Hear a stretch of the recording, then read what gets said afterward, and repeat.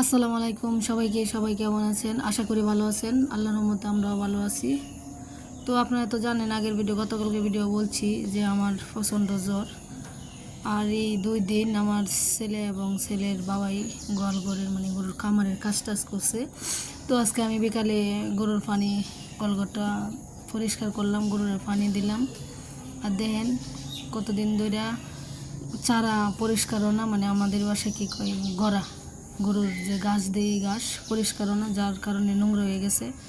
আর এই অপরিষ্কারের কারণে কিন্তু গরুর রোগবালাই বেশি হয়। এই যে দেখেন এই পানি গামলার মধ্যে কি পরিমাণের ভুট্টার গুঁড়া চতুর্থ সাইডে লাগিয়ে লইছে।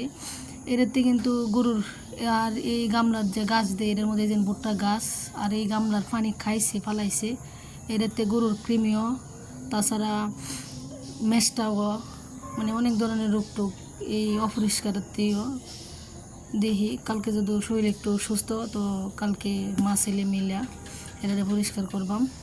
তো এই অপরিষ্কারের কারণে কিন্তু রোগ বেলায় তাহে বেশি।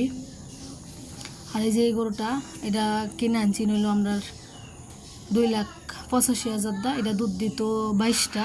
তো এদানিং বাচ্চা প্রসবের পরে মাত্র দুধ দিছে 15 থেকে 12 পর্যন্ত। গরুটা আলাপ হয়ে গেছে। গাড়ি দিকে দেন 2 বছরটা বৃষ্টিতে ভিজছে। আর ওই যে আরেকটা এই জায়গায় সইতারে না দাঁড়ায় লইছে, কারণ কাদা টাদা হয়ে গেছে। আর এই যে কলের এই লাল জায়গাটা এটুকু চাইতাছি একটু বারান্দা সিস্টেমে বাচ্চান্ডি বকনা বাছুরগুলা বান্দার লাগিয়া। আর এই যে এই জায়গাটার মধ্যে এই টিউবওয়েলের জায়গার থেকে এই যে 5 লিটারের বোতলটা দেওয়া যাইতেছে, ওষুধের বোতল আর তেলের কোনটা এই জায়গাটার মধ্যে পরিষ্কার করে বান্ধাম।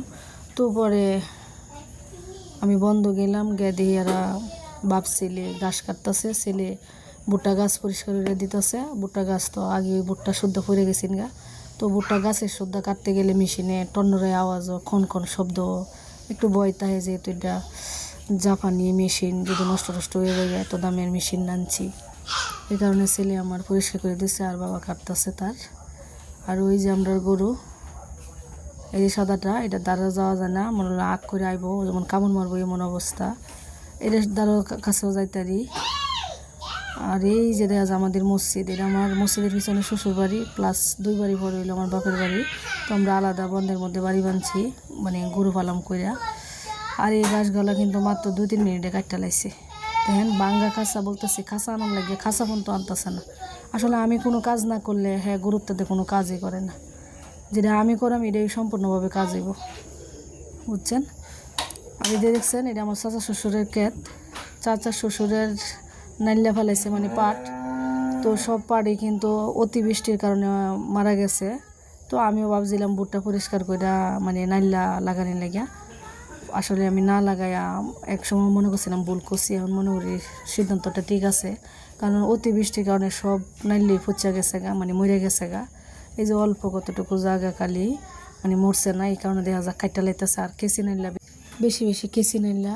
তো ভিডিও যাদের কাছে ভালো লাগে অবশ্যই সাবস্ক্রাইব করবেন। আজকের জন্য আল্লাহ হাফেজ, বাই।